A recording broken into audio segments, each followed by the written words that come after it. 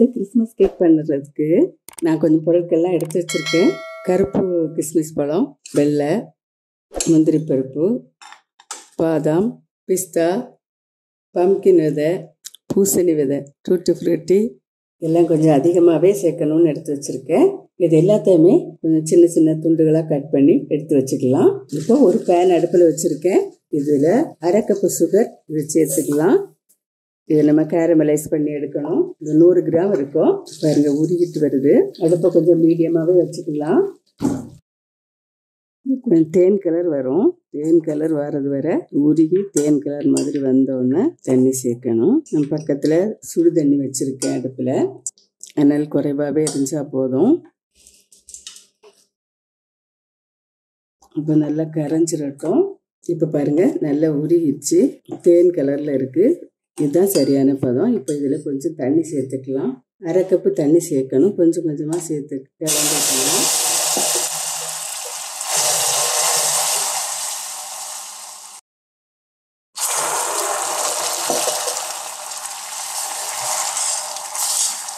இனி அடுப்பு ஆஃப் பண்ணிடலாம். இப்போ சிரப்பு ரெடி ஆகிட்டு, இது நம்ம கேக்குக்கு கலர் கொடுக்கறதுக்காக தான் இது மாதிரி பண்ணுறோம். போன வருஷம் கேக் பண்ணுறப்ப அது மாதிரி தான் செஞ்சுருக்கோம். இப்போ இது அப்புறம் வச்சிடலாம். இப்போ இந்த சிரப்போட நம்ம எடுத்து வச்ச காஞ்ச திராட்சை இதில் சேர்த்துடலாம். இதையும் சேர்த்துக்கலாம். சேர்த்து நல்லா கலந்து விட்டுடலாம். இது சுகரில் அப்படியே நல்லா ஊறணும். இப்போ இதோட 150 கிராம் வெண்ணெய் இதை உருக்கி வச்சுருக்கேன். இது இதோட சேர்த்து விட்டுடலாம்.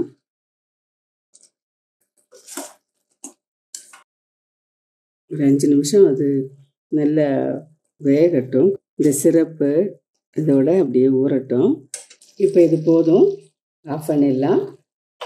ஆறட்டும். இப்போ இதோட நம்ம எடுத்து வச்ச செரி பழம் அதை இதில் சேர்த்துடலாம். கட் பண்ணி வச்சுருக்கேன். இதோட டூட்டி ஃப்ரூட்டியை சேர்த்துடலாம். பூசணி விதையும் சேர்த்துடலாம்.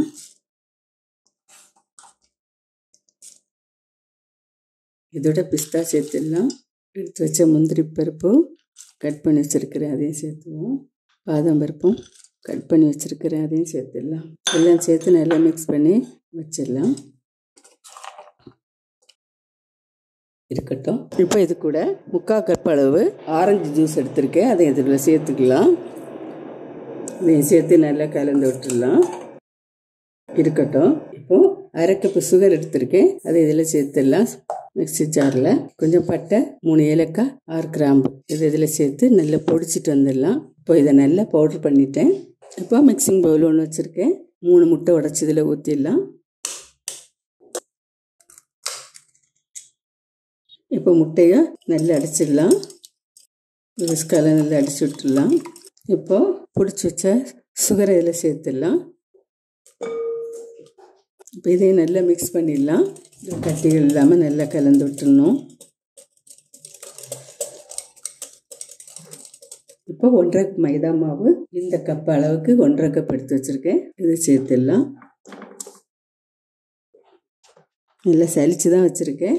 1 டீஸ்பூன் பேக்கிங் பவுடர், அரை டீஸ்பூன் பேக்கிங் சோடா உப்பு, 1/4 டீஸ்பூன் உப்பு.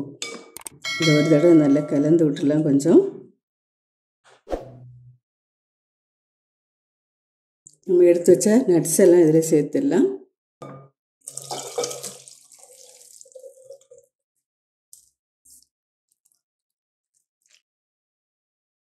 நல்லா கலந்துடலாம். இப்போ எல்லாம் நல்லா கலந்து விட்டாச்சு. கட்டியாக தான் இருக்கணும். இது சரியான அளவில் இருக்குது, போதும். இப்போ இந்த தவாவில் பேக்கிங் ஷீட்டு போட்டிருக்கேன். போட்டுட்டு எண்ணெய் தடவிட்டு செட் பண்ணி வச்சுருக்கேன். மேல் பக்கமும் சேர்த்து பேப்பர் போட்டிருக்கேன். இனி கேக் மாவு இதில் ஊற்றிடலாம். நட்ஸு எல்லாம் நிறைய போட்டிருக்கேன். பபிள்ஸ் எல்லாம் நல்லா தட்டி விட்டுடலாம்.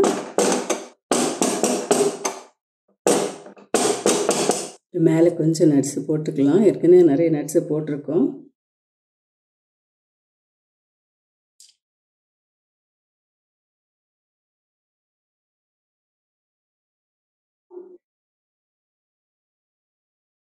நிறைய நட்ஸ் எல்லாம் போட்டாச்சு. இப்போ அடுப்பில் ஒரு தோசை தவா வச்சுருக்கேன். அது நல்லா சூடாகிட்டு இப்போ இதை எடுத்து அது நடுவில் வச்சிடலாம்.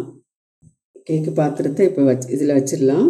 இது டைரெக்டாக வச்சாலும் நல்லாவே வரும். கரெக்டாக நடுவில் வச்சிடலாம். அடுப்பை சிம் பண்ணி வச்சுருக்கேன். இது வச்சு மூடிடலாம். லிட் போட்டாச்சு.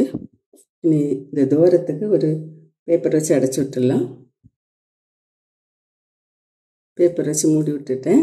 ஃபஸ்ட்டில் சிம்மை விட கொஞ்சம் கூட்டி வச்சுக்கலாம், ஒரு 5 நிமிஷம். அதுக்கு பிறகு நல்லா குறைச்சி வச்சிடலாம். 45 நிமிஷத்துலேருந்து ஒரு 60 நிமிஷம் வரை பார்க்கலாம். இப்போ 20 நிமிஷம் ஆகிருக்கு. சூப்பராக ஆகிட்டுருக்கு பாருங்கள். இன்னும் 20 நிமிஷத்தில் நம்ம மறுபடியும் பார்க்கலாம். ஓரளவு குக் ஆகிட்டுருக்கு. இப்போ 40 நிமிஷம் ஆகிருக்கு. இன்னும் 20 நிமிஷம் இருக்குது. மேலே வேற வந்துடுச்சு. பார்ப்போம். இன்னும் வேகணும். இப்போ சரியாக 50 நிமிஷம் ஆகுது. நடுவில் மட்டும் இன்னும் வேகாமல் இருக்குது. சுற்றி வந்தாச்சு, பார்க்க தெரியுது. இன்னும் ஒரு 5 நிமிஷம் கழித்து பார்ப்போம். இப்போ பார்க்கலாம். இப்போ 1.25 மணி நேரம் ஆகிட்டு எடுத்து பார்க்கலாம். நடுவில் குச்சி விட்டு பார்த்துடலாம். இன்னுமே சரியாக வேகலை. இன்னும் ஒரு 5 நிமிஷம் இருக்கட்டும். கேக்கு மாவு அதிகரிக்க அளவு அதிகரிக்க டைமும் அதிகரிக்கும். 60 நிமிஷத்தில் முடியும்னா கொஞ்சம் ரொம்ப சிம்மில் வைக்காமல் கொஞ்சம் கூட்டி வச்சுருந்தோன்னா சீக்கிரமாக முடியும். ஆனால் சைடில் எல்லாம் கொஞ்சம் கரிஞ்சது மாதிரி ஆயிரும். அதனால ரொம்ப ஸ்லோவாக தான் வச்சுருக்கேன். இப்போ சீக்கிரம் முடிஞ்சிடும். இப்போ எடுத்து பார்க்கலாம். இப்போ சூப்பராக வந்துடுச்சு. அடுப்பு ஆஃப் பண்ணிடலாம். 90 நிமிஷம் ஆகிருக்கு. இது இனி நல்ல சூடாகட்டும். ஆறுனதும் நம்ம எடுத்துடலாம். சூப்பராக இந்த கேக்கு ரெடியாக இருக்குது. சூடாகணும்னு பார்க்கலாம். இப்போ நம்ம இதை எடுத்து பார்த்துடலாம்.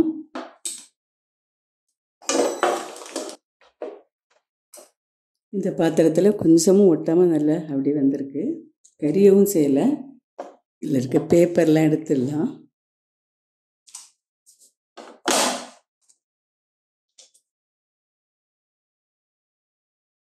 ரொம்ப நல்லா வந்திருக்கு.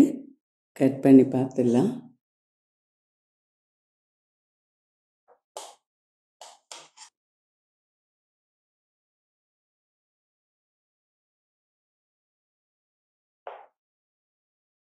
நிறைய நட்ஸு எல்லாம் போட்டோம். சூப்பராக வந்திருக்கு. கொஞ்சம் ரிச்சாகவே இருக்கும். நம்ம கடைகளில் வாங்குகிற மாதிரியே இருக்கும். நல்ல வாசமாக இருந்துச்சு. நீங்களும் வீட்டில் இது மாதிரி ட்ரை பண்ணி பாருங்கள். சூப்பராக இந்த அளவுகளோடு நீங்கள் செய்து பாருங்கள்.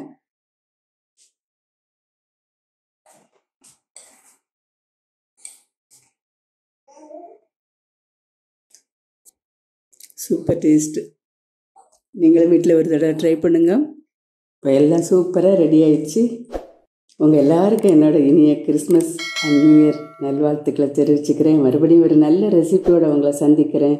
நன்றி. God bless you.